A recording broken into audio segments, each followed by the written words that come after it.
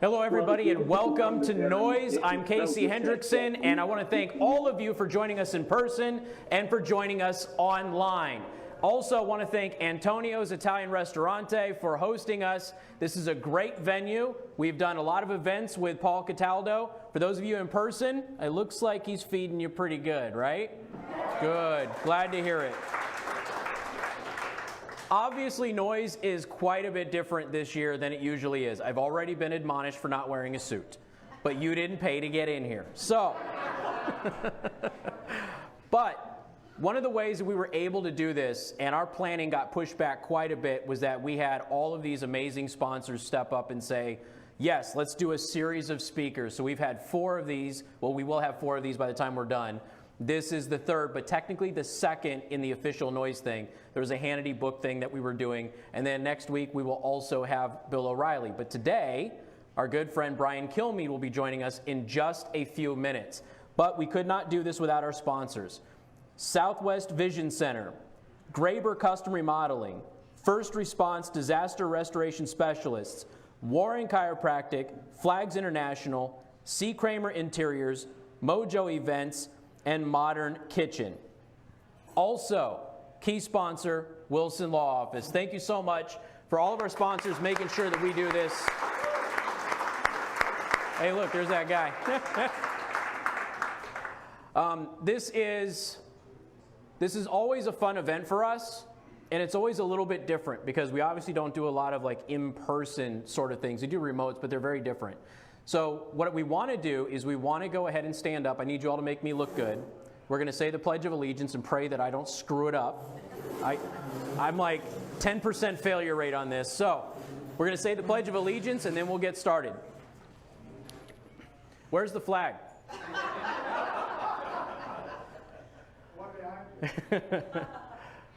I pledge allegiance to the flag of the United States of America and to the republic for which it stands, one nation, under God, indivisible, with liberty and justice for all. Amen. You know, the thing with the stuff and the things. I think I've done that joke like 5 times in public, and it works every time. How about that?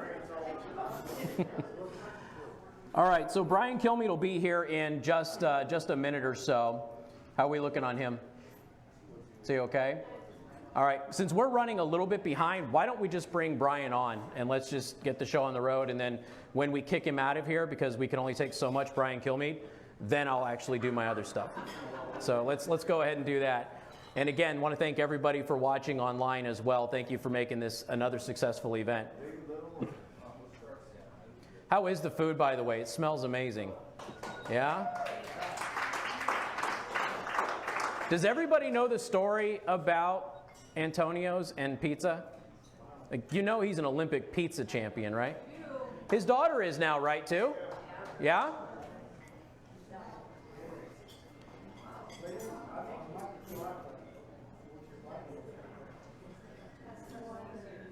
Is he blowing his nose? Is that what we're waiting for? All right, ladies and gentlemen, did you hear, who heard the show today? All right, we got a few people who heard the show today. I talked about this, Mayor Buttigieg, who's trying to remain relevant, Pete Buttigieg. He tweeted out, he says that opposing mask mandates is like opposing seatbelts. So, of course, I responded, the peer review science disagrees with you, but that doesn't matter. So when we have people who are running around scaring people half to death, you start to understand a little bit about why people have referenced Orwell for many, many years about all of this. And we see that routinely. I actually sent out a tweet, and I said, we've learned a few things in this pandemic. 1, turn off your phone. The other thing, the government will lie to you in order to control you. Number 2, the media will help them. Number 3, pharma lobbying beats pharma results. I'm not anti-remdesivir, but remdesivir, the peer-reviewed study came out and it showed it was 11 to 12% effective. Hydroxychloroquine, 76.2%. So kind of important. The next thing, good science will be cast aside so that 1 and 2 are easier. That's the government media controlling you. And then number 5, which I think we all kind of knew this, but it kind of comes up periodically. The mob is incapable of common sense and reason. And we see that. And Brian, welcome to Noise, man. Thanks for having me, Casey. I appreciate it. You know, you look a little different than the last time I saw you. Where's the rest of your body? Where'd it go? I'm seeing how the shoulders and neck are. I thought that if I give you too much torso, it might be a turn off. So how you been, man? We haven't talked to each other in a while. Everything's been good, been crazy. You know, while everyone's watching this election, I'm working in a city that is basically emptied out. There are no more people working. I am not kidding. I go into a city every day that has no people. It just has people walking around. There are 0 tourists. Almost no one's in the office buildings. Nobody wants to stay. There's been a mass exodus to New Jersey and Long Island. I've never seen anything like it in my life. That, to me, is the biggest thing. And the guy that's responsible is writing a book on how great he is, and that is our ridiculous governor in New York, Governor Cuomo, who doesn't really speak to the mayor, who is awful. I don't know if you've seen the story. He now spends every day just walking. Walks. It beats napping, which he was doing, but now he just walks. These are the people we're stuck with. You know, I saw a story, and I talked about it on the show this week, where a Jewish business was given a fine because they had their door open. Absolutely. But the experts are telling us to do that. Child Protective Services walking into restaurants, making sure people are separated, plexiglass is up, their servers have gloves. It has become a police state. So who's ever left, they would like to dispirit whatever owner can stay in business. Now picture this, and Paul knows this, how hard he works to keep his business open. What if they just shut him down for 3 months? As successful as he is, as many as awards as he won, and as great as his kitchen is and his loyal, what if they just stop people from coming? And then they said they can only fill them up 25%. You might not have a business. And now I'm looking at a situation where after 7 months, they open up restaurants, some of the hardest working people on the planet. They work 7 days a week for a very small profit margin. And now they have opened up 25% and the place is opened up and they shut down. They realize they're only getting 7 and 11 people all day. This is the biggest, baddest city in the world. I mean, one of the most famous cities ever. There's nobody here. And all those businesses that used to be supported by the local people, whether it's a student or a worker, it doesn't matter, or, Grubhub, doesn't matter. So now they make it worse by sending around cops or volunteers to write summonses to the few restaurants open who are doing little things like trying to responsibly get people in the door. So they open up the door to let people know we're open. We're not like the others that are closed. And on camera, we watch this man get a summons. Wow. What is the deal? I've got to ask you just a couple more things about New York, but what is the deal with the Orthodox Jews and Brooklyn and de Blasio? I've been tracking this from the beginning. It's becoming almost impossible to say that there isn't some anti-Semitic something behind this. I mean, it's just crazy. They seem to be targeted by him on a routine basis. They are. They continue to congregate. They continue to want to go to synagogue. They want to still do their weddings.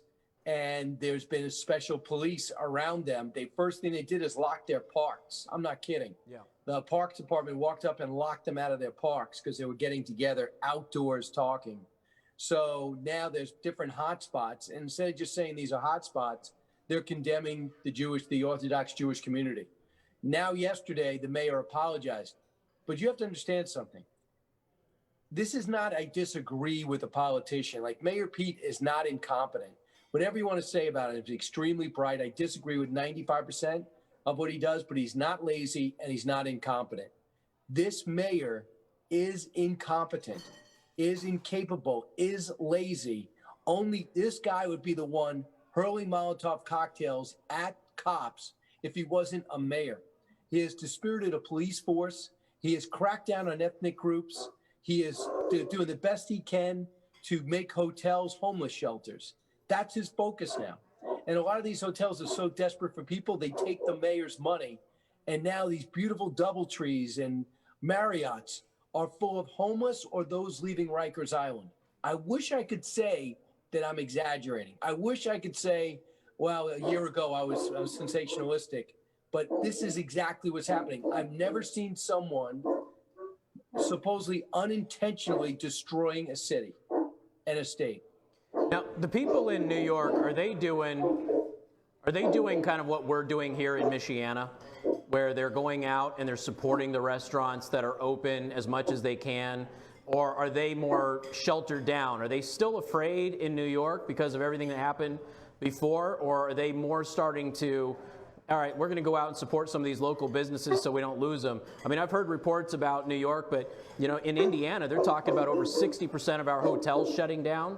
That's a critical industry here for the university structure.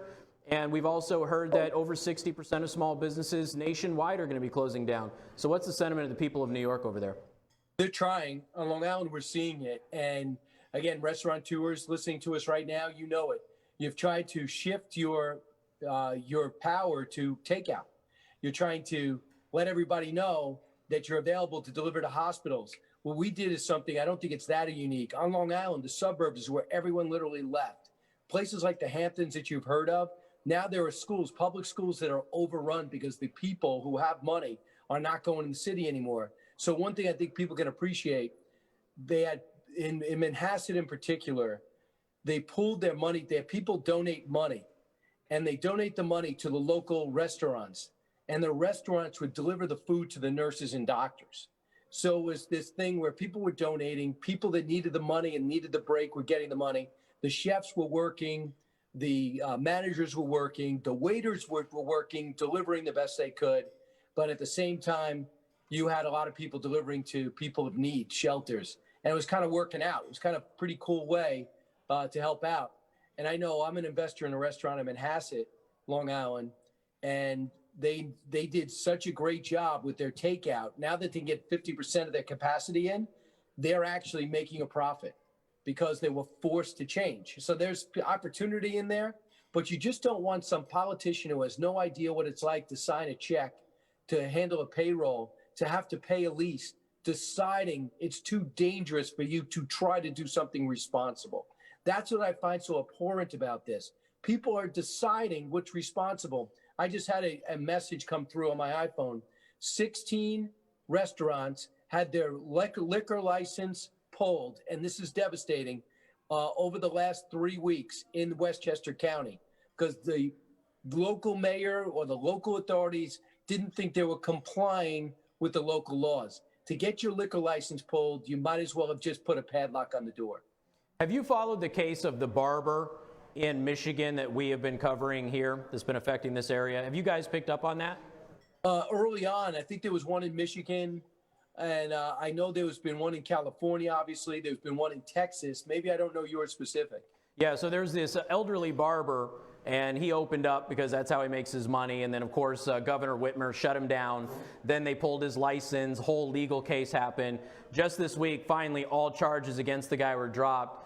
And the legal system ruled against Governor Whitmer on that specific case long before the state Supreme Court ruled against her on her executive authority. So just this week, he's had all of the charges against him dropped, so he can now operate too. But they made his life an absolute misery just for trying to cut people's hair.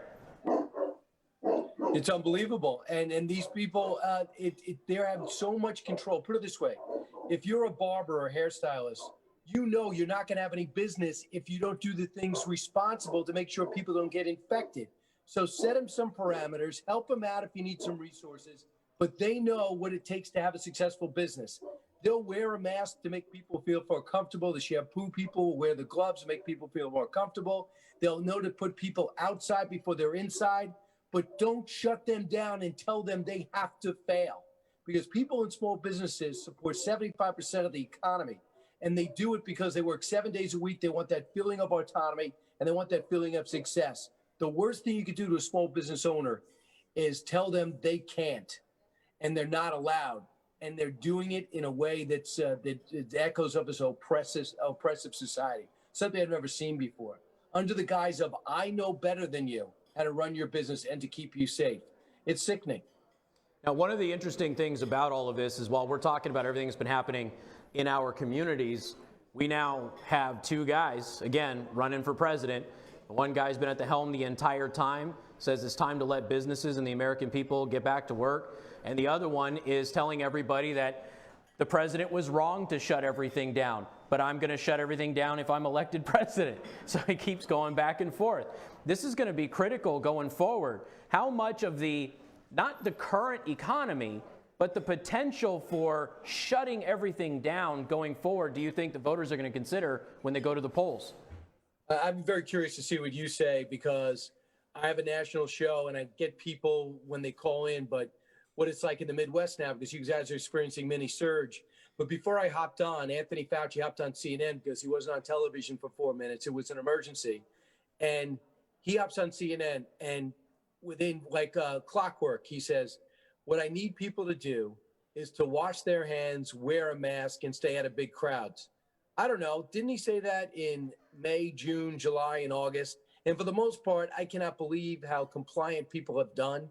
And you went to college for this. You're the best in the country for this. You are an extremely likable person. You seem like a wonderful person. But my goodness, you keep saying the same thing over and over again. And if the deaths go up and the cases go up, it's our fault. If the deaths go down and the cases go down, it's to his credit. I've never seen anything so rudimentary where he's exasperated with us all the time. But all I see is sacrifice wherever I go. I see the gyms that were shut down for 6 months are only able to be ramped up 50%. Everybody's wearing masks in gyms. You see other gyms and small studios cannot open up in the Northeast. And that's this guy. That's this guy saying, well, I don't think it's really worth it. I think it's something that would be last to do. And they don't understand the ramifications, what they're talking about. Joe Biden said nothing new. He's going to mandate masks. Good luck with that. He is going to have national standards for schools. Really? Okay, I'm going to tell everyone in Idaho, go exactly what people in Pensacola are doing, and don't answer me back, right? People in Idaho in smaller classrooms perhaps, or smaller class sizes, don't need me or the president or his national security advisor to tell them how to run their schools. What I think our system is so great is because we're decentralized. He gave governors the chance to run their state, mayors the chance to run their city. And when things go bad, they quickly say, Washington let me down. Now, Joe Biden wants total control. He's pretending that he can wrap his arms around this thing and then take total control. I hope you just listen to what he said. There's nothing he said that Trump isn't doing. And there's nothing he says he'll do that is even possible to enforce. The first time that Joe Biden announced his plan for what he would do with COVID, it was literally what Trump had already done. And we talked about, this is months ago, we talked about it, and he's continued to say the exact same thing. One thing I've been asking people when they call the show or they attack me online, Brian, is when they go, we just have to listen to the experts. Okay, which experts though? Because there have been virologists and epidemiologists and biologists from the very beginning in February saying, don't go under a lockdown. It's not going to do anything but delay the inevitable. Wearing the masks isn't going to do any good. Fauci himself in March, the one thing that Fauci has been right about, Brian, is that there was going to become this over-reliance on the mask and that people were going to think the mask made them safer than they really were. So the one thing he's been right about, and he said that way back in March, and then he was kind of bullied into changing it, and then he didn't wear the mask right, and then people kept harassing him about it, and then he finally said, fine, you'll just have to wear goggles anyway because this thing's in the air. And every time you hear Joe Biden or Kamala Harris or anybody else point out that this is an aerosolized virus, they nuke their own mask argument. And now we find out that the largest study on masks and COVID can't get published in any of the medical journals. And the researchers say it's because the outcome is so-called controversial. But they don't want to tell anybody what it is until it's published. So what exactly, why is Fauci? I was listening to a cardiologist on Laura Ingram's show the other day. He says, I don't know how this guy still has a platform. How does Fauci still have his job? And how is he still in any way, shape, or form seen as the guy to look at for this when he has been wrong from the very beginning? I don't know. I'm not sure. He's got this Phil Rizzuto quality to him. Everybody's uncle, everybody's grandfather. He did a lot of great work reportedly on AIDS. I didn't remember that, but he's been around forever. and he says nothing of interest. I mean, we have him on John Catsimatidis' national podcast. He had him on and said, don't worry about it. It's not going to hit us here. And it's not going to be a problem here. It's not going to disrupt our lifestyle. Wait a second. It's not going to disrupt our lifestyle. Obviously, he was wrong. Yeah. He said, I was wrong about mask mandates. He said exactly what you said to me. I remember him saying that. Masks give you a certain sense of security you really shouldn't have. Then he said, masks only protect other people from you. It doesn't protect you from other people. I said, all right, I feel great. You know, there's nothing to protect me from. You know, I got the rapid test when I go to major events. And then he said, wait a second, how selfish can you be? You're walking around without a mask. I'm like, well, I'm not sick. Well, that doesn't matter. You know, you got to block yourself from getting it. You got to make sure that you're not spreading it to other people. I go, really? Masks are doing that now? That's a totally different tune in May. But what makes it worse is he waited till October to say he was wrong. He came out recently in August and said, the reason why I didn't tell you to wear a mask is we didn't have enough. What? We need a bandana. You told us to wear a bandana. You never told us to get a mask. We didn't need to get a mask. You told us not to get a mask. And then you told us to get a mask. It had nothing to do with PPE. That's a totally insincere answer. So I don't know where he was coming from. I don't know why he doesn't have a job, but President Trump calls him out all the time. And everyone takes his side because President Trump calls him out. And number two is what you said earlier, remdesivir as opposed to oxychloroquine. Oxychloroquine was more effective until President Trump says it would work. I mean, people are dying because they don't want Trump to look like a genius. Yeah, I keep waiting for the lawsuits after this is over, and I think it's going to take a couple of years for us to get the data, but I have a feeling there's going to be a lot of people who sue because they weren't able to have access to hydroxychloroquine. And when you have the experts, the medical experts, consistently all across the world talking about this is something that can save people's lives. Remdesivir is not effective in saving people's lives, but it is effective if you're in the hospital of getting you out of the hospital quicker. But hydroxychloroquine, you know, when people ask about this and they go, oh, it's never been proven. If you collate every single study, Brian, you've got 1.8 billion people in the trial group. You have 620 million plus in the control group, and it reduces death by 76.2%. Third world countries are beating the Western world in death rates because they were taking it as a prophylactic for malaria. Third world countries are beating Western nations with this.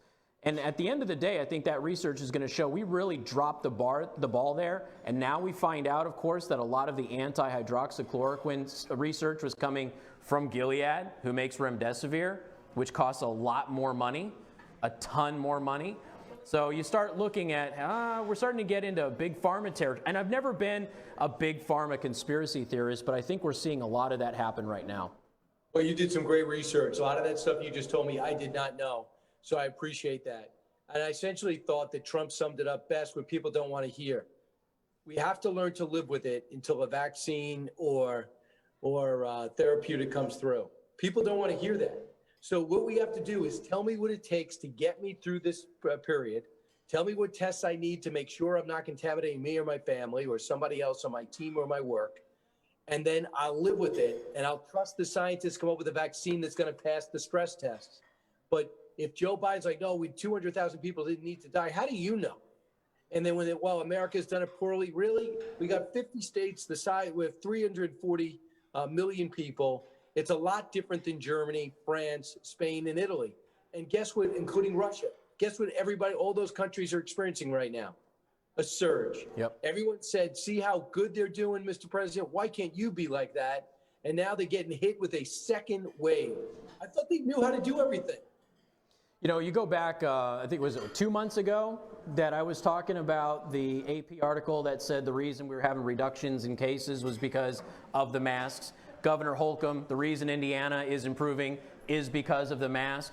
And one of the things that I did a couple of shows on this, Brian. I pulled up every single Western country and a couple non-Western countries that had mask mandates going back months. Japan has always been under a mask mandate going back to December of last year. Every single country who has had mask mandates in place is having that surge.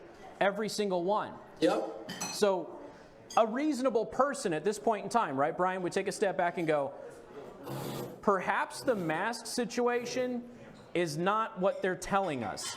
And then you've got the top guy in Sweden going, I think the masks are spreading this thing because people aren't cleaning their masks and using them properly. And that is exactly what Dr. Fauci warned us about way back in March. And there's several epidemiologists and doctors are saying the exact same thing. What do most people do with their masks? They take it off in their car, they throw it on there, right? So if you come in contact with the virus, you're just spreading it all over your car, taking it to the next place. So we're not really, I read a really good article, and I don't know if you've seen this yet. If you haven't, go look at this. It's in the Daily Beast. Italy did everything right. Why are they having another surge? They had the social distancing, they shut things down, they've got mask mandates, and Italy is facing another one of these surges. How is that possible? Maybe the only Western country that seems to have made real progress on this, which is Sweden, has the right idea. Yeah, I mean, what they did is they locked down their vulnerable, and they told everybody else to go to work and go to school. And the carnage was a lot less, the numbers were down, and people had a sense of normalcy. And they went out of their way to take care of seniors or those with underlying conditions. That's a teamwork attitude. Is their society different, more homogeneous than us? Sure, absolutely. But every society has challenges. We heard that Italy, the only reason they had all the fatalities because it's an older population. Well, things stopped on a dime there. Okay. Then they came back. They're inviting tourists to go into restaurants, and everything came back again. I'm not thinking it's discipline. And Casey, I ask you this. If 9/11 happened in the 4th year of George Bush's first term, would we have come together? I don't think we would have. No. I think that there'd be too much an opportunity to get the presidency for John Kerry, that there would be George Bush ignored the intelligence, and therefore I bet you we would have trouble passing even a stimulus package outside mobilizing the military. I don't even know how many people would have voted for it. We had this happen at the worst time, in the middle of the most controversial president ever, the most polarizing president ever, like it or not. And it happened in his election year when it looked like he was on the way to being unbeatable. Yeah. After impeachment, you couldn't touch him in impeachment. You couldn't touch him in the Mueller probe. He's starting his final year with more money than any other president. He looked strong. The economy was getting better. And then this happens. So it's get him down for the count. I mean, why else would we see Michigan, Illinois, North Carolina, Wisconsin, Democratic governors making sure their states don't open under the guise of caring about their people and being responsible? I just think this ineptness is scripted because the election means more to Democrats than lives. All right, so we can mark Brian Kilmeade down as endorsing my plan that the coverage will dramatically change after November 3rd. I'm just going to put words in your mouth. No, but you're right, Casey. So how about the debate, though? I mean, second debate, very different field. I think they only used the mute button like one time, right? I think they used it one time on Trump, of course. What else is new? But very different tone. I was listening to Dan Bongino today, and he was saying that this is all a part of Trump's strategy. Be aggressive in the first one, not be aggressive in the second debate. What do you think? Well, I think that Trump did very well. I don't think that Trump, and even though he won't admit to it, I don't think he's happy with his performance in the first one. And I do think that it was, you could have saved it still. But what it is, Casey, I don't know, especially people in the audience right now, you know what it's like, especially in boxing, when all you do is think about this guy that keeps calling you out and you finally get in the ring. You want to destroy him so bad, you maybe get yourself knocked out. He looked at Joe Biden as emblematic as the Mueller probe. He looked at him as somebody that's spotted in his campaign. He looked at him as somebody that's at the subject of the impeachment, and he wanted to knock his head off. And he thinks he's full of crap, and he thinks he's incompetent. And instead of keeping your powder dry and maybe having that come out to your therapist, he could not control himself when he saw him face to face. I think that's the story. And by the way, it is a two-way street. Another guy that disdains Trump is Joe Biden. And he was extremely schoolyard, calling him a clown, calling him stupid, telling him to shut up.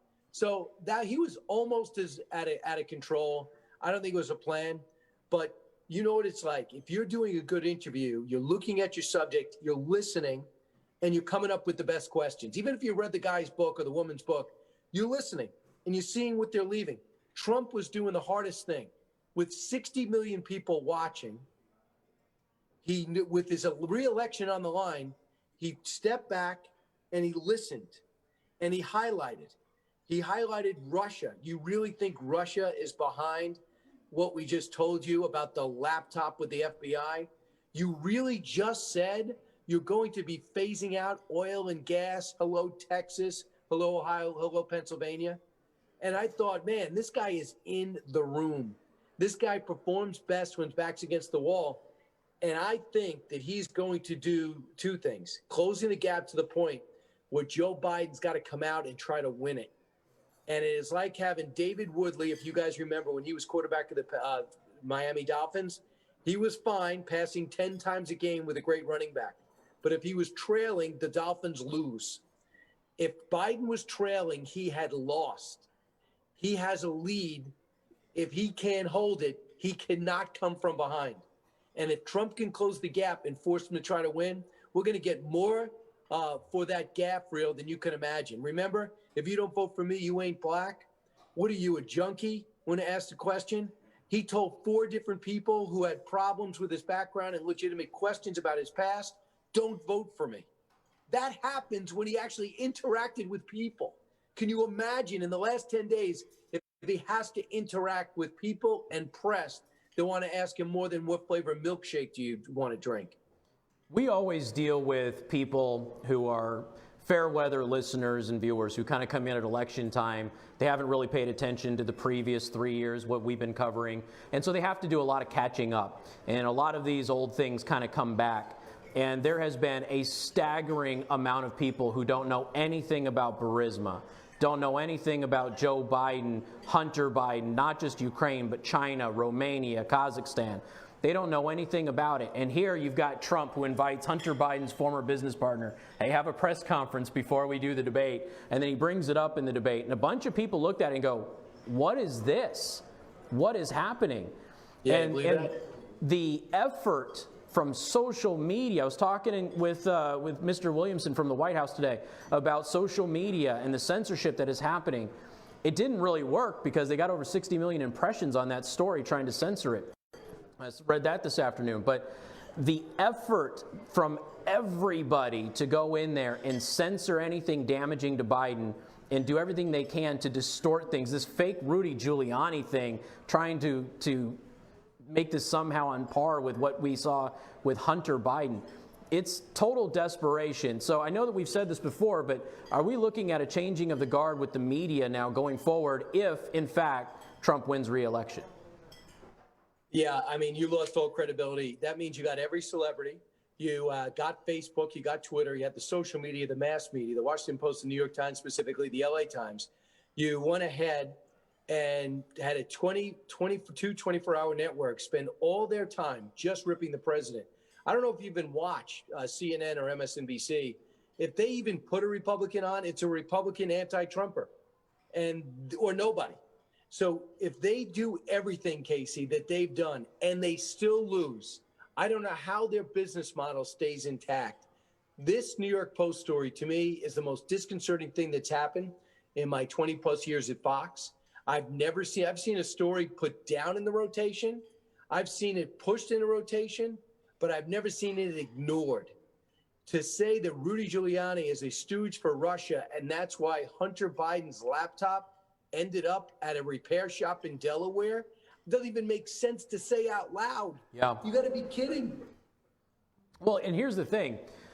If it were the case, let's just say somehow by some weird conspiratorial tinfoil miracle, what they're alleging happened, it doesn't change the fact that the documents are real. It's his laptop. He signed the slip. His attorney tried to get the hard drive back. His attorney made the phone call, sent a thank you note on all of this. None of that changes the fact that the FBI's got their top child pornography agent investigating up to 50 inappropriate images. Nothing changes the fact that Hunter Biden is sending text messages to his dad about alleged activity with 14-year-old girl. All of that's real. So even if it came from Russia, it doesn't change the facts of the case. Absolutely. The same thing with Hillary Clinton's emails. They were real. They were real. Now, I don't love the fact that an outside entity had something to do with that, but Hunter Biden dropped off this laptop to his local repair shop, and it's Rudy Giuliani's fault. And then the guy calls the FBI, and it's Rudy Giuliani's fault. Right. And then calls Senator Johnson and Lee, and it's Rudy Giuliani and Steve Bannon's fault. And on that is all the details of these text messages and emails. And then yesterday, a decorated Marine, Penn State wrestler, who donates to Democrats, has a press conference to say Joe Biden was in the loop. Hunter Biden was using this $10 million fund as his piggy bank, so I got out of there. And now I just found out that he was stealing behind my back. And I think everybody should know this was the interaction. And you read these text messages, and it says Joe Biden is lying again. They said we'll only do business with him face to face. And if his money is not on his taxes and we can't find the account, that's his problem. It is not our problem, because somebody's got the money. And I'll believe the Marine veteran over Hunter Biden, Joe Biden, and whoever Jim Biden is. This is bad. And it just, by the way, he said, I never had anything to do with it. He said there's text messages showing that Hunter is dealing, says his dad deals with everything and takes 50% of all money they make. Yeah. You know, this is, there's a story, obviously there's several actually in Ukraine. And Ukraine reopened, see, quid pro quo, not really illegal here the way that Joe Biden did it with the aid package to Ukraine. Does it show hypocrisy with the Democrats, with the president in that phone call? Absolutely. Is it illegal? No, not the way that Joe Biden did it. But it is illegal in Ukraine. And the Ukrainian courts list Joe Biden as an alleged criminal co-conspirator in that case. When they reopened the case in 2018, after Joe Biden was bragging about it at the, was it the Foreign Relations Committee, I think it was? He was bragging about doing this. So Ukraine says, whoa, that's illegal. Let's open a case.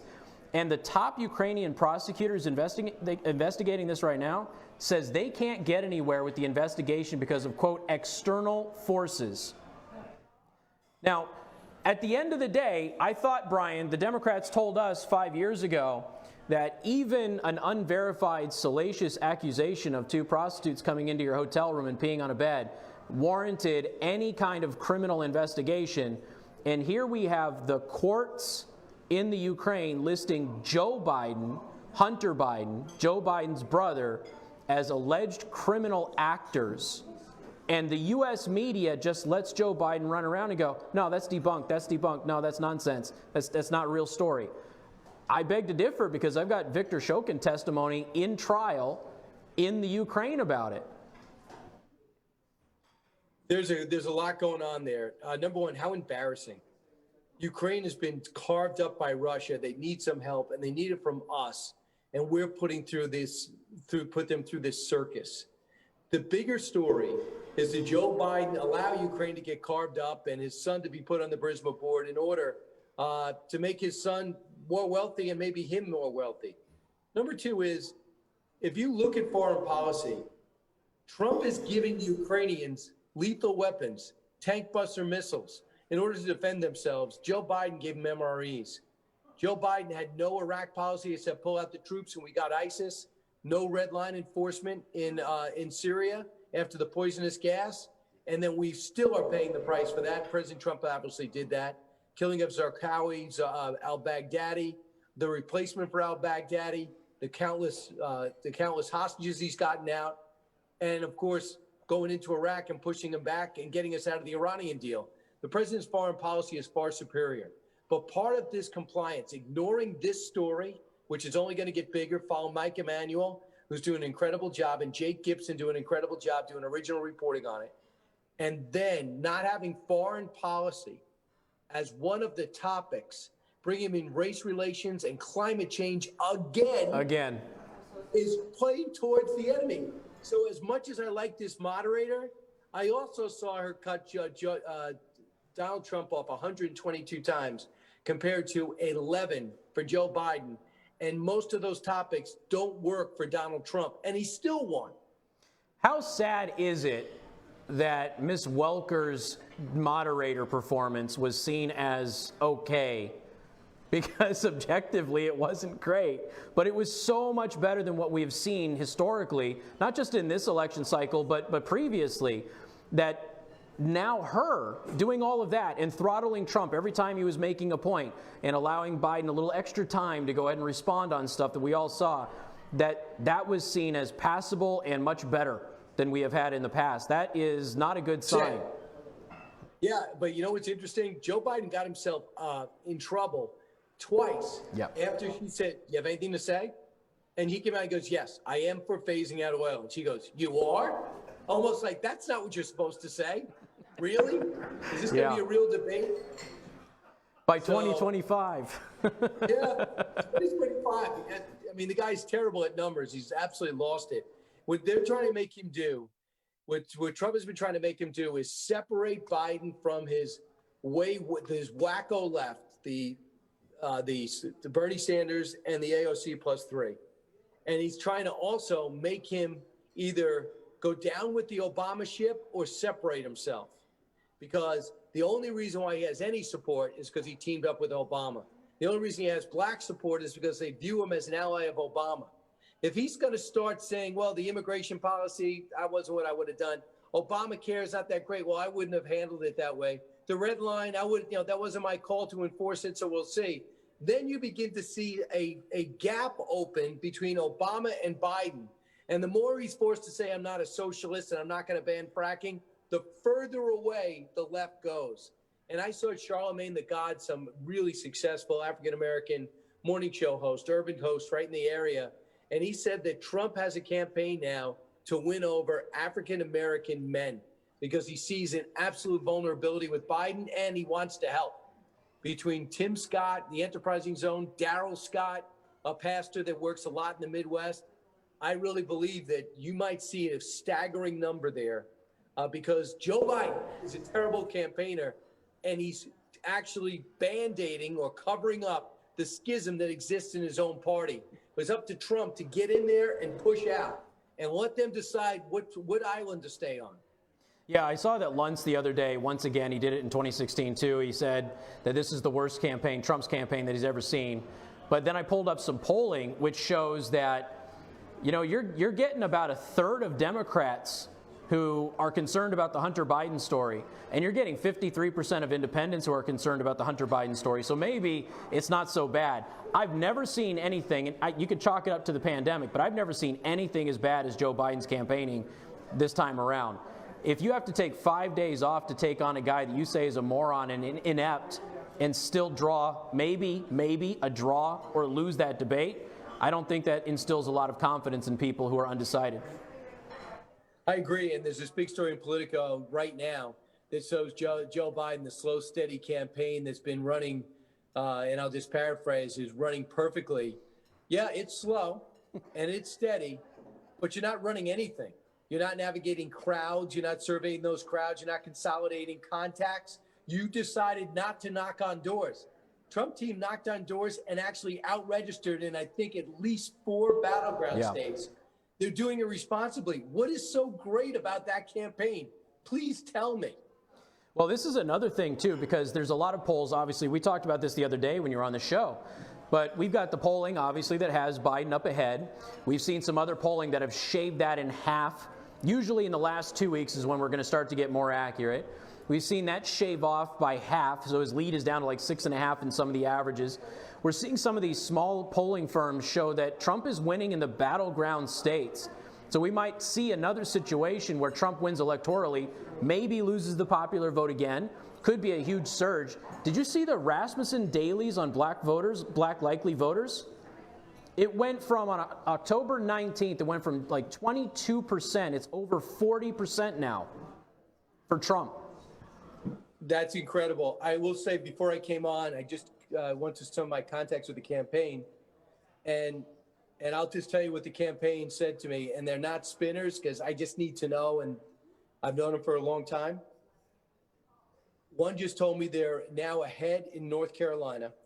I just got this, dead heat in Michigan and Pennsylvania, and they need one, Pennsylvania, Michigan, or Wisconsin. They just found this from another source. Georgia, North Carolina, they need 2 of the 3. Georgia, North Carolina, Arizona. They're now back ahead in Georgia.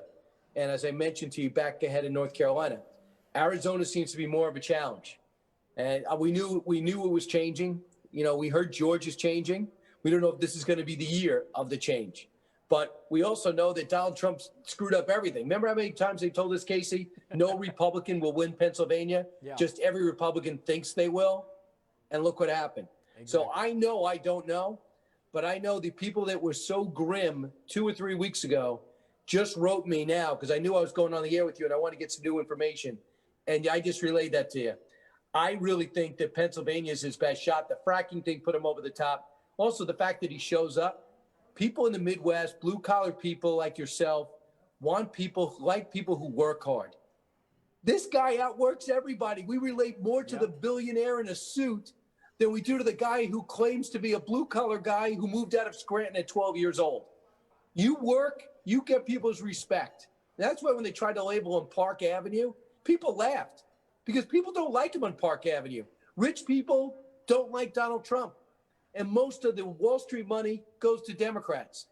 So I think that the fact that he'll do 3 events a day for the next 11 days and has already done it coming off the virus and a visit to Walter Reed, 3 days later, he's out in Florida.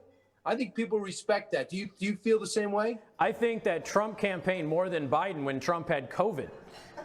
And I think that shows up quite a bit. When Trump is tired, he still has more energy than Joe Biden does. And now Kamala Harris is saying 220 million people have died of COVID. So they're both running around saying the same thing consistently. So, hey, real quick, do you mind if I bring somebody on here, Brian? I would like it. All right, come here, buddy. Who's this guy? All right, Paul, what's going on? Man, it's not the same. I know. It's not the same, dude. You got people here wanting to meet you, sign your books, buy your books. I got a question. No, I'm the loser. I'm not with Casey, and I'm not eating dinner with you on that big You know what? table. We're having steak and salad and chicken, all the shit you don't eat. Right. Hey, are you allowed to curse on Zoom? I think so. Well, there's worse things I could be doing right now. So, Paul, how's your family? How's Doing your great. son? Is your son's in the Marines still? No, he's on the Marines. He's in the Air Force, but he's getting Oh, stationed down in Savannah, Georgia, with a team down there. So he's going, Okay. He's doing really good. And Thank you. How many of your kids are in the kitchen? Tonight I've got 4. So you don't think it's going to Yeah. be good? So I It's can gonna be out on here and time? talk to you. I know that things are getting done. So Absolutely. I got a quick Yeah, question. we could be out there. I'm glad you were able to survive. Did you do okay through all this? It was tough. We did a lot of carry out. We had to revamp our whole restaurant. It was interesting, but we survived. A lot of restaurants are shutting down. The COVID is really kind of thick today, or this last 30 days around in Elkhart. It's forcing a lot of restaurants to close, but they'll reopen. But a couple of them have closed for good. So it's been tough, but we're hanging in there. We've been here for 42 years, so we'll do okay. All right, so you weren't around for the 1918 pandemic, so you have nothing to go on. Right. All right, listen, I got a serious question. All ready? Yeah. Yep. Look, everyone loves Trump. We loved and we voted for him because he's not a politician. And I loved what he said last night. You know, the politicians are talkers, but not doers.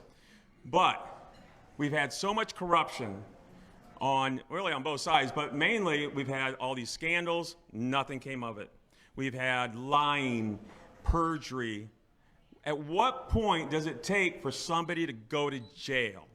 At what point is someone being held accountable? It seems like as soon as you get elected to office, you join a secret club and get out of jail free every day. You can lie, you can cheat, you can screw people over, and they get out. Nothing happens. When is someone going to hold their feet to the fire? I agree. We went from Mueller report to impeachment to pandemic. Right. But I will say this: I'm looking at Paul Manafort's in a jumpsuit. That all the charges they ended up locking him up on, they had no problem with prior because he's with Trump.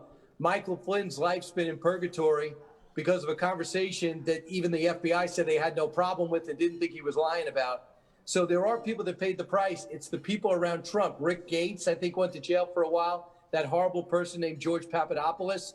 He spent a week in jail. Oh. But it's not the other people. It's not the other people that are spending millions of dollars, possibly misappropriating funds, that whole Clinton Foundation.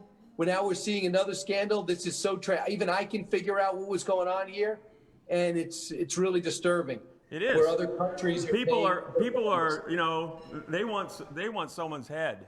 I mean, that's what it's going to take. And it's, you know, her name starts with Hillary. And I think, you know, something has to happen at some point because no one trusts politicians anymore. Does he yell at you like this, Casey? Yes, all the time. Every time I'm here. He gives me an old-fashioned and he starts in on me every single time. We're going to have a smoked old-fashioned here in a little bit. Dude, you got to come back. I will. I still got my pullover with my name on it. All right, brother. We got a stool here for you. If Casey invites me back next year, I'll be back. All right, brother. Nice seeing you. You look good. I right, watch you every you morning. survived, Paul. You know, I just watch you every morning. You got to bring Jillian next time. I will. I'm going to see if I can bring her. You have to invite her. You tell her when I said hi. Keep in mind, you're seeing somebody. Yes. I don't care. I don't care. I'm seeing somebody too. It's my wife. All right? Okay. All right. All right. You're looking good, buddy. Later. I'll see you next year. All right, go help out in the kitchen. I got to go cook the next course. These people are hungry. All right. Take care, bud. Jealous. See you, bud. Yeah. He's out of control. You should see him light up when your commercial comes on and he's around, man. It's great. So I think, Brian, we have a subject for your next book. You could probably pick one of 100 different things about the first 4 years of the Trump presidency. But in the meantime, everybody, you can go get Sam Houston and the Alamo Avengers. That's your last book. You working on anything right now? Yeah, I can't wait to get it out. It's called The President and the Freedom Fighter, how Abraham Lincoln and Frederick Douglass combined forces, won a war, and made America a more perfect union. How this escaped slave met this impoverished youth with a troubled background, and they saved the country. And how they met 3 times, combined forces and ideas, and ended slavery. And I think the guy that I find out that hurt our country more than anybody else is John Wilkes Booth, because if you put Frederick Douglass, General Grant, and Abe Lincoln together, we wouldn't have needed the 1960s. America would have been well on its way to solving the racial unrest we're still experiencing today. So I've been looking at this for 2 years, and every day I learn something new. I'm looking forward to it. Hey, Brian, thank you so much for coming on, man. I know you're doing this on your weekend. Thank you very much for joining us. Casey, you're as good as it gets. Thanks so much. Bye, guys. Take care. All right, ladies and gentlemen, Brian Kilmeade. How about that, huh? Now, we've got one more. We've got one more. Oh, God, don't put me on the screen, jeez. We've got one more event. Don't forget, you can still go to 953mnc.com. You can register to win that event. That's going to be Bill O'Reilly. I was just told before we came out here today that Bill O'Reilly would like to come on my show this next week. I've had a lot of interviews as of late. We'll have a lot more as we start moving towards the election. And guys, you got to follow me on DLive. We broadcast the show video every single day from 3 until 6. And we don't do it on YouTube anymore. Why? Because they censor me. YouTube is deleting 90% of my live streams the moment they ended. They were 90%. They were deleting them. They had demonetized me a couple of years ago. Facebook, I can tell when people are getting my videos on Facebook because my average is about 5,000 viewers by the time I go to bed. And Facebook made it about 138. And then you get people hopping on going, I didn't get a notification that you went live on Facebook. What's going on? And I've got, I'm almost at 10,000 followers, I think, on Facebook. So anytime you're only reaching a couple hundred people, it's obviously a problem. You already know that Twitter banned me, so I don't broadcast there anymore. I'm back on Twitter at RealKCH with the little blue check mark, too, so I'm one of those guys now. You can follow me on Twitter. So far, they've only suspended me twice. But they've let me back on, and I think it's because of that blue check mark. And again, the DLive thing, that's where we do the broadcasting now. You know, I've got my podcast, I got the website and all of that. MNC still bans me from the MNC website for some reason, John. Don't know why that is. But But we broadcast the video, so if you like watching the video, of course, you have the 95.3 MNC apps. You can listen on the radio, all of that stuff. Does anybody have any questions for me before I thank the sponsors and send you all packing? This is a perfect Open Line Friday. No questions. You just get to let me talk. That's great. It's good stuff. Did you all hear the story about the mask thing? I heard a couple of people kind of go, wait, what do you mean this mask study? The largest mask study ever done on COVID can't get published. They've tried to publish it in 3 medical journals. They've been denied.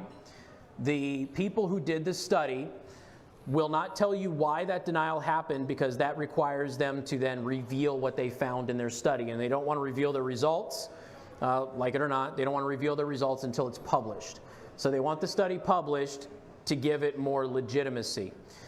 They were interviewed by a former New York Times reporter who asked, would it be fair to assume that the results were too controversial to publish? And one of the researchers said, that is a very interesting question.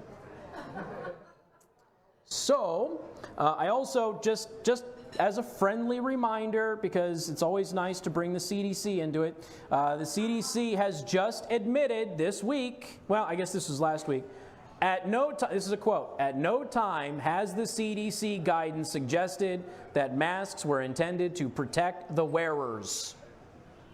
Except that time that Redfield said this is the most important thing, more important than a vaccine. Other than that, they've never suggested that at all. And I'm always put in the position of, you're anti-mask. I'm not. I walked in with one. I wear them all the time. I wear them to make other people comfortable. I know what the mask is. I know what it can and cannot do. I'm just not silly about it. But the one time that Fauci was right was back in March when he said people are going to get their masks. They're going to get too reliant on it. They're not going to socially distance. They're not going to wash their hands. They're going to put their dirty hands, do all of this all day and infect the mask. He was right. It was the one time that Dr. Fauci has been really concretely right about anything dealing with this pandemic. Now I posted the charts today because we obviously have a little bit of a surge. There was this thing called Labor Day, and you were told before Labor Day there would be a surge after Labor Day and that it'll go back down again like it normally does, and that is exactly what has happened. So I go over the Indiana numbers a lot. I went over the Michigan numbers. Did you hear MNC News telling you that Gretchen Whitmer had said that the only reason they're having a surge is because of the Michigan Supreme Court ruling against her? Did you hear that? Yeah, that was a report, 95.3 MNC. That's a true story. The problem is that the University of Michigan started having a surge in September before the ruling. And if you start looking at the charts on Michigan's own government website, they started having a surge before the ruling too. And in fact, since the ruling, the numbers have gone down. So that's interesting. But if you look at the national numbers, does anybody know, if you listen to my show, you should know this, does anybody know the worst day for deaths in the U.S.? Anybody know the date? April 15th. April 15th. See? Somebody listens. There you go. I appreciate that. He listens to me all the time. April 15th. April 15th had 1/3 of the new positive cases as we had yesterday. Yet we have a fraction of the deaths. Several months ago, I was privy to a conference of medical professionals who are working on experimental drugs to fight COVID. Now, these are not hydroxychloroquine or remdesivir or even vaccines. These are already approved drugs that they are going to try and put in like an asthma inhaler. And you will inhale it once a day, you'll brush your teeth, you'll do the inhaler, and what it will do is it binds to the virus and prevents you from spreading the virus. You still have it, but you won't spread it. It reduces the viral load. That and several other drugs are being tested right now. That one seems to be the most promising. The consensus in the infectious disease community is that COVID is now a seasonal disease, like the flu. It isn't the flu, it's different, but like the flu. We will deal with it every year. Our vaccine will be in the flu shot cocktail. It is more infectious now than when it started. It is way less deadly. it has mutated dozens of times to be more infectious, less deadly. I told you this 2.5 months ago. Well, if you look at the charts in the United States, it's more infectious, way less deadly. Our daily deaths right now are less than at any point except for mid-June throughout this entire virus. There was a weird period in mid-June where things were real calm and real quiet death-wise. But right now we have less deaths per day than at any point other than middle of June for this virus, and yet our daily cases are way up. Obviously there's testing, that's a big part of that, but that means the death rate goes down. Also updated, this comes from NPR, pro-Trump, anti-liberal NPR. At the beginning of the pandemic, when you went into the hospital with COVID, 25% of you died. It's now 7.6%. That is a dramatic difference. You're less likely to go to the hospital, and when you do, you're probably going to get out okay. And I know that some people in this room know people who have had the virus, who have had to go to the hospital, and some who have had the virus and they didn't have any symptoms at all. The lockdowns happened because of the Royal College of London. I've said this, and I'm going to say it until I'm blue in the face some more. The Royal College of London said there was going to be 100 million people who die from this thing. When that happened, that week, Western governments started the lockdowns. The fear was hospitals are going to be over capacity. Oxford University, little, tiny, not accredited, not very prestigious Oxford University, looked at the Royal College of London study. You all know who Oxford is because I got a bunch of blank looks on my, okay, y'all know who Oxford is. Okay, there you go. Oxford University looked at the Royal College study and said, yeah, this is way off. Corrected it, sent it to the Royal College. The Royal College says, you're right. They retracted the study. So we went under lockdowns because of a study that was false and retracted. But the governments didn't change the lockdown policy. The CDC saying at no point in time did we ever say that the mask was about protecting the wearer, because it can't. I went through studies, every peer-reviewed study on masks I could find going back to 2006, with the exception of one who said N95 masks may reduce your risk of infection, and only N95 masks. Every single one of them said on an aerosolized virus, masks don't do anything. And any expert who tells you that a mask cannot cause a bacterial infection is lying to you too, because I found 2 studies that showed that they can in a hospital environment. So, masks can be effective for droplets if you wash them, if you're only using a fresh mask. There's nothing wrong with them. But when you start using it over and over again, you start running into some issues. And this is what the peer-reviewed medical research going back to 2006 shows. So now, the CDC and everybody else is telling you to wear the mask. Not to protect you from getting the virus, but to keep you from giving the virus to somebody else because of the droplets, right? That's the argument. They did that because they thought asymptomatic people were super spreaders. Asymptomatic people rarely, they rarely spread the virus. We've got at least 4 studies that show that people don't get infected from surfaces. There's a study 2.5 weeks ago, 3 weeks ago, that said you can't get it from a doorknob. Now, I don't know if that's true, but I'm just telling you what the latest research shows. There's a trend in research that seems to suggest droplets on the surface, so you cough onto the surface, you're not going to get the virus that way. Remember when grocery stores were going to be a big problem? Schools were going to be a big problem. There's almost no infections that originate in grocery stores. There's almost no infections that originate in schools. This is all the research. This isn't me just being me. I don't care. I want you to be safe. It's not about a conspiracy for me. I don't make my money that way. I don't write books about that stuff. But we now know that asymptomatic people don't spread the virus. So why do we continue to push the masks? We've got medical experts and even the Harris-Biden campaign admitting the virus is airborne. The WHO had a letter from hundreds of doctors. You need to change your language on this. This is airborne. And the World Health Organization took a look at it and said, yeah, we'll consider it. They never did. You know who did? CDC. The CDC finally looked at several studies. See, about a month ago, the CDC started moving in the right direction. They started telling you asymptomatic people didn't need to be isolated so much anymore. And that's because of research that I talked about just a week before. So they started to see the data come out. We're learning a lot about this thing very, very fast. So they started moving in that direction, and eventually the CDC started agreeing with the universal experts, which is the virus is airborne. And they put it on their website. You know what happened next? They got a phone call from the WHO. You need to take that down. We do not want that out there, that this is airborne.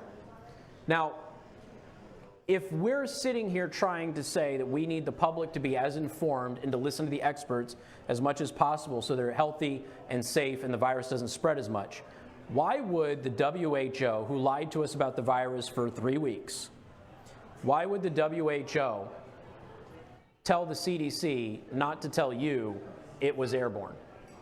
Why do you think that is? Just yell it out. Well, control, China. Moneymaker. Masks don't work against aerosolized virus.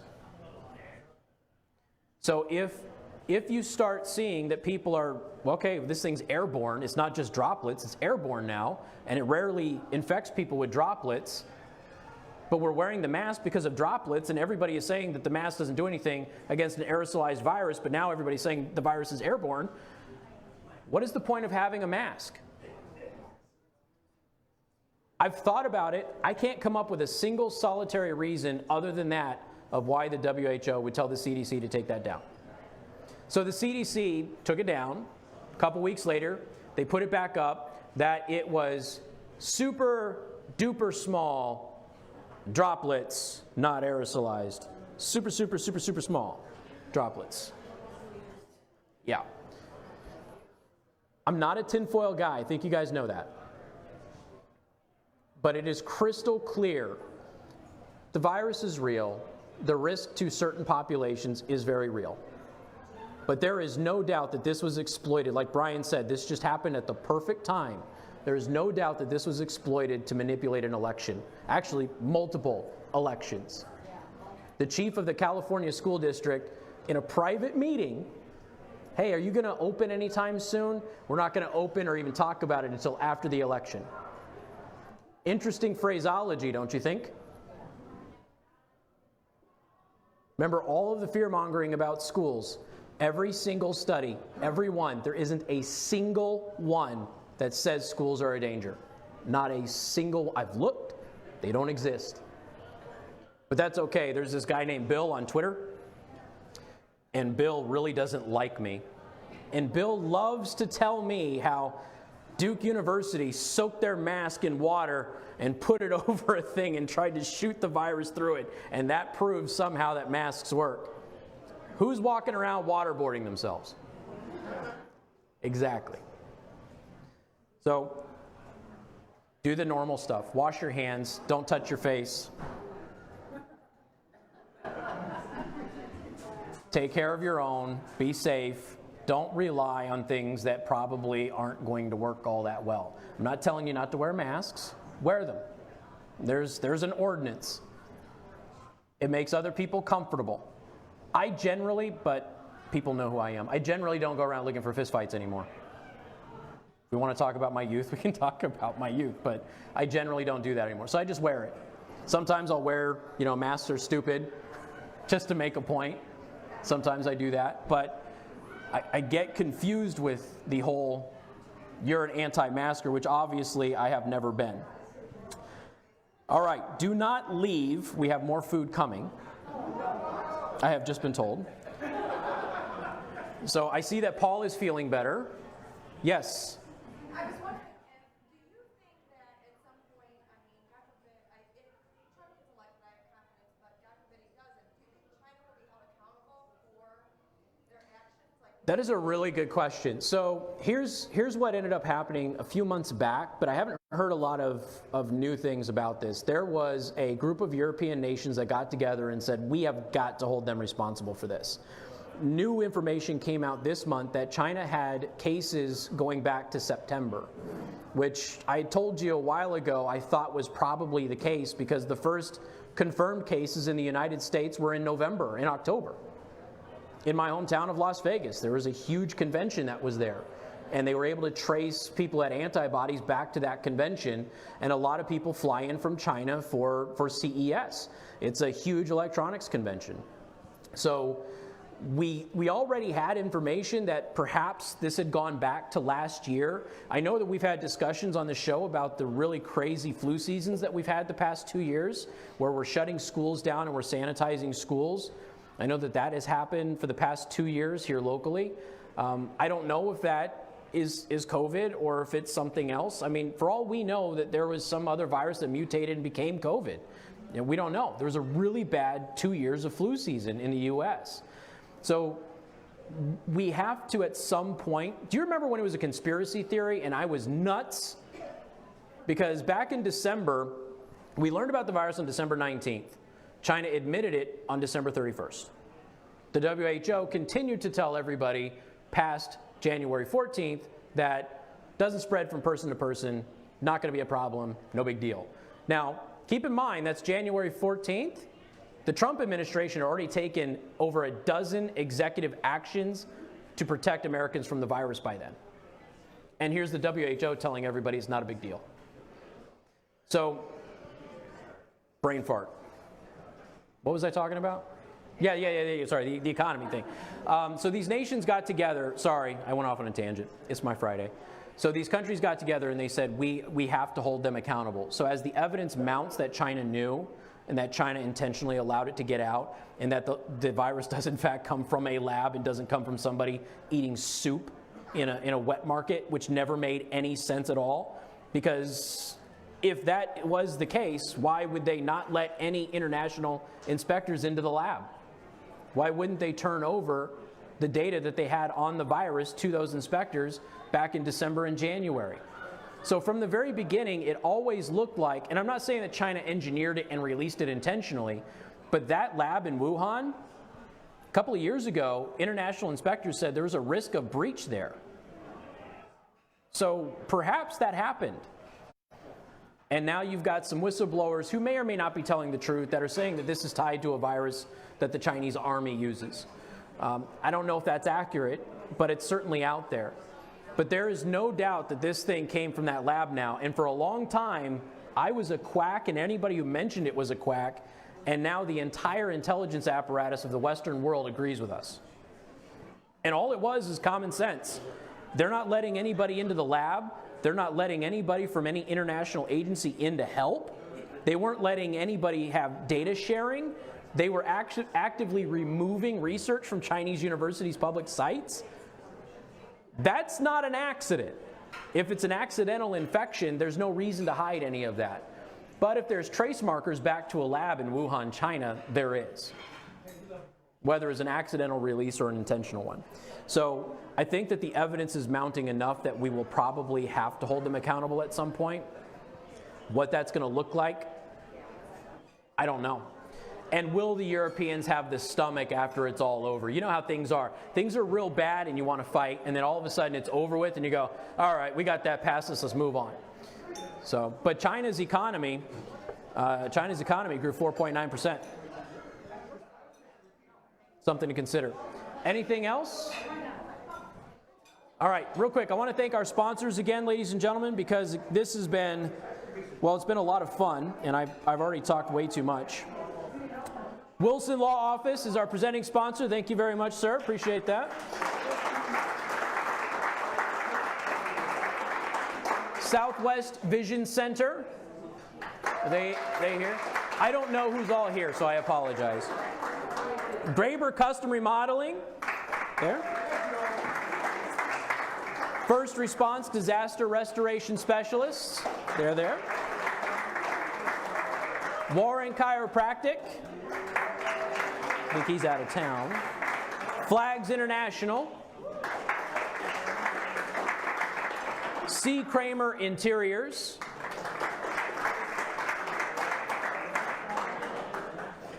Mojo Events and Modern Kitchen.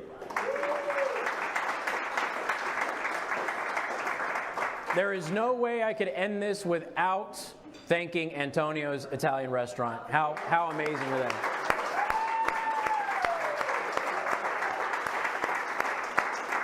Remember to go to 953mnc.com, register for the Bill O'Reilly event. I'm also trying to secure a doctor friend of mine who is a syndicated radio host as well as an extra guest. We'll see how that works. So go to 953mnc.com, register for that event. Yes, you can register again. You can do that. And thank you, everybody, for coming. I really do appreciate it.